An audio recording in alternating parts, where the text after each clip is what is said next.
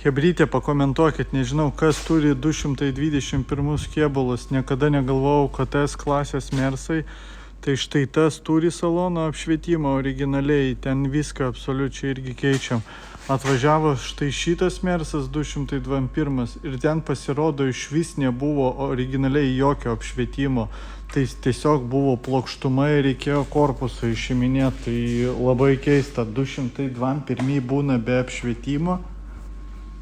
Čia yra tragiška komplektacija tada gaunas, tai išėmėm korpusą originalų, pragrėžėm visas duris, tai štai taip atrodo dabar salono apšvietimas, šešėlis krentantis iš apačios, štai taip sumontuota juostelė, šitai va vietoj buvo korpusas, kuris išsijėmė.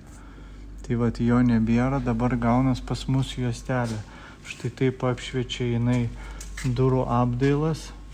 Tada kojo apačia padaryta ir centrinė panelė. Tai salone atrodo fantastiškai dabar, nes prieš tai nebuvo absoliučiai jokio apšvietimo, tai apsišvietė tik rankenos.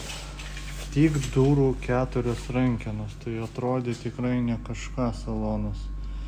O šviesiam salonui be abejo reikalinga biški kažkokia tai emocija. Štai taip keičiasi spalvas. Ryškumas irgi reguliuojasi, atspalviai galit kombinuoti kelias spalvas. Ir taip toliau.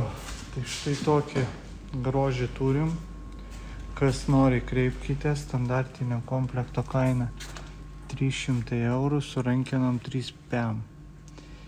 Galima įsigyti išsimokėtinai, kam per brangu. Tai kreipkitės. Pakomentuokit, įdomu, ar rimtai daug yra 221 be salono apšvietimo.